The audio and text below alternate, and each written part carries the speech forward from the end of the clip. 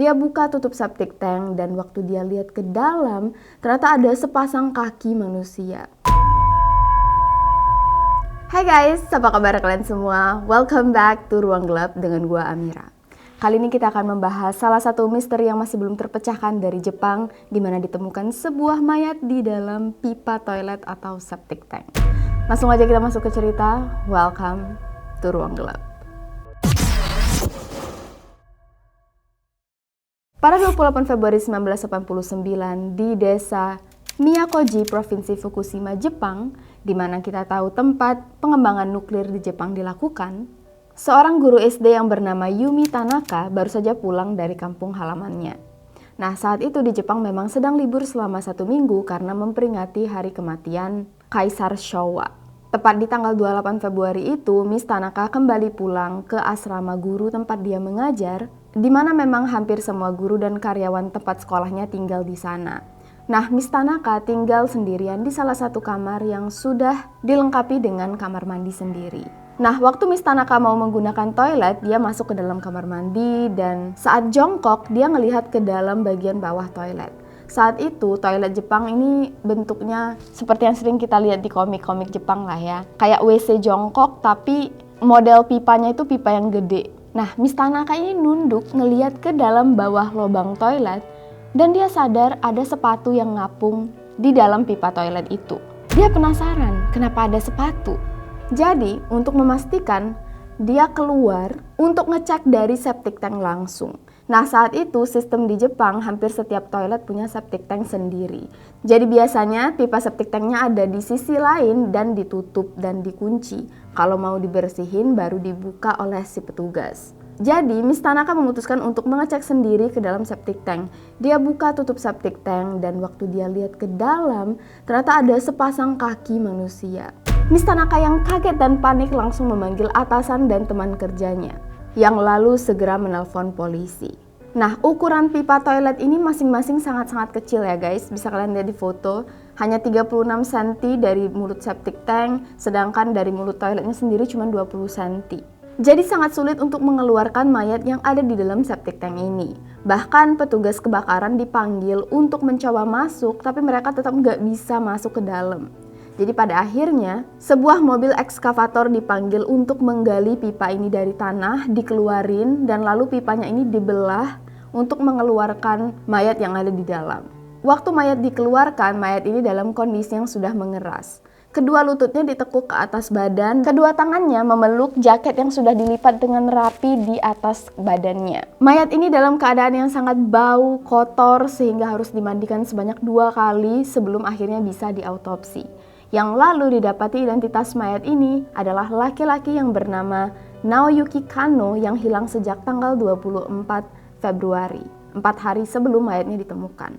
Siapa itu Naoyuki Kanno? Dia adalah laki-laki yang berumur 27 tahun, salah satu pekerja di pusat tenaga nuklir. Punya jabatan juga sebagai sales manager, dan dia adalah salah satu tokoh muda di desa ini. Dia sangat terkenal, dianggap sebagai anak idaman semua orang tua, sering mengorganisir acara desa, dan merupakan salah satu tokoh politik juga, yang nanti kita akan bahas lebih lanjut. Hasil autopsi menunjukkan bahwa Kanno meninggal karena kedinginan. Dan juga karena dia dalam keadaan yang sempit sehingga badannya tidak bisa bergerak dan mengganggu sistem peredaran darahnya. Saat itu di bulan Februari memang sedang musim dingin yang sangat-sangat lebat, bahkan dikatakan tumpukan salju mencapai 24 cm. Apalagi mayat Kanno ditemukan tanpa memakai baju. Nah, polisi tidak bisa menemukan adanya indikasi kekerasan di badan Kanno, hanya ada sedikit lecet dan lebam di bagian siku dan lutut yang kemungkinan besar terjadi atau didapatkan akibat masuk ke dalam pipa yang sangat kecil. Tapi yang membuat orang sangat-sangat bingung, gimana bisa kok Kanno masuk ke dalam pipa yang sangat kecil ini? Awalnya semua orang mengira ini adalah pembunuhan. Tapi setelah melihat sedikitnya luka di badan Kanno, membuat orang-orang berpikir jangan-jangan Kanno masuk ke dalam pipa karena keinginannya sendiri. Bahkan polisi membuat simulasi di mana seseorang dipaksa untuk masuk ke dalam sebuah pipa. Nah, sangat sulit untuk mendapatkan posisi yang persis sama dengan Kanno, dan juga ini prosesnya hampir bisa dibilang nggak bisa dilakukan. Kecuali seseorang masuk ke dalam pipa karena keinginannya sendiri.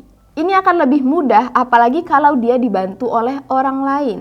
Misalnya ada yang megangin kakinya dari atas waktu dia masuk ke dalam pipa. Tapi jujur, pertanyaan yang lebih membingungkan itu bukan gimana caranya masuk, tapi kenapa masuk ke dalam toilet.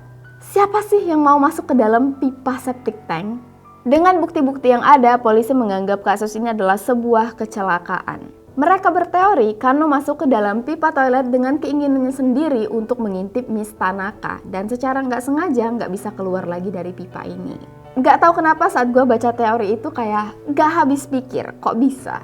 Yang tentu aja teori ini nggak diterima oleh keluarga Kano. Mereka yakin Kano nggak mungkin berusaha mengintip orang lain, apalagi sampai masuk ke dalam septic tank. Nah, sebelum Kano hilang di tanggal 24 Februari, Kano izin ke ayahnya di jam 10 pagi untuk pergi menghadiri acara senior di perusahaannya. Dan dia akan segera pulang. Tapi entah kenapa, ternyata Kano nggak pulang-pulang. Awalnya kedua orang tuanya nggak terlalu khawatir karena Kano memang biasa kerja dan nggak pulang. Tapi setelah lebih dari 2 hari, mereka mulai panik. Apalagi saat menerima telepon bahwa mayat Kano ditemukan di dalam pipa toilet. Hasil autopsi menyatakan bahwa Kano meninggal di tanggal 26 Februari sebelum akhirnya ditemukan oleh Miss Tanaka di tanggal 28 Februari.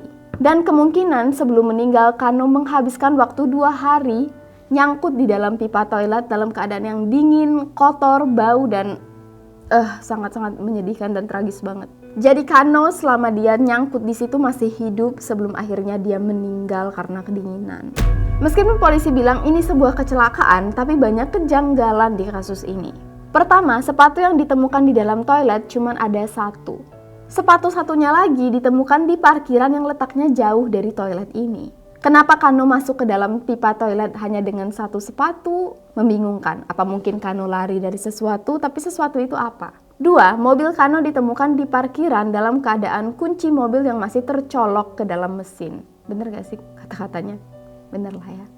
Seolah-olah Kano memarkirkan mobil dengan pikiran bahwa dia bakal di sana cuma sebentar. Nah, yang ketiga, 1 bulan sebelum insiden Kano ditemukan meninggal, salah satu pipa nuklir di perusahaan tempat Kano bekerja mengalami kebocoran.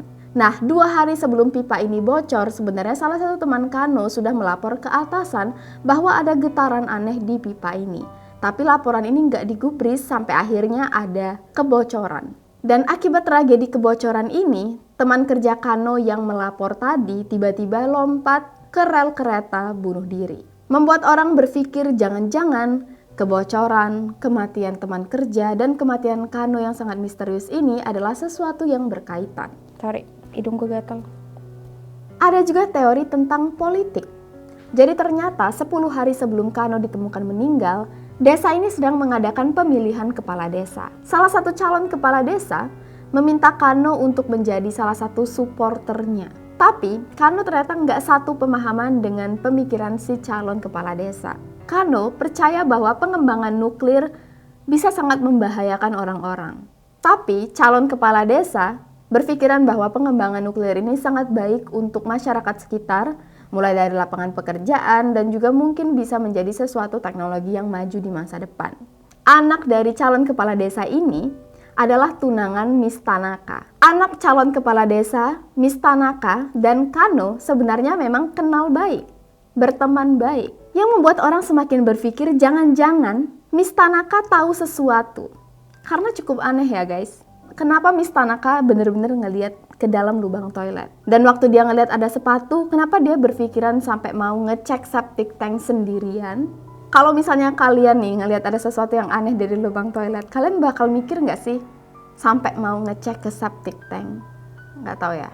Dan juga sebelum polisi dan petugas ekskavator yang dimintai oleh polisi datang ke TKP untuk mengangkat si septic tank ini, ada satu perusahaan ekskavator duluan yang datang ke TKP dan mengangkat septic tank ini. Pengemudi mobil ekskavator ini adalah salah satu supporter utama calon kepala desa yang bertentangan dengan Kano, yang by the way memenangkan pemilihan saat itu. Tapi kalau kita pikir-pikir ya, kalau memang Kano mau masuk ke dalam septic tank, kenapa dia nggak masuk kaki dulu supaya dia bisa keluar nantinya? Karena kalau dia masuk kepala duluan, hampir udah pasti nggak mungkin bisa keluar ya nggak sih? Kecuali memang ada orang di ujung pipa, di mulut septic tank yang nunggu untuk narik kaki dia kembali. Ayah Kano sampai sekarang masih hidup dan masih berusaha untuk mengungkap misteri kematian anaknya yang sangat-sangat menyedihkan ini. Mungkin alasan kenapa Kano masuk ke dalam septic tank tidak akan pernah kita ketahui. Sampai sini dulu guys cerita kita pada kali ini. See you guys on the next video. Please stay safe and stay alive.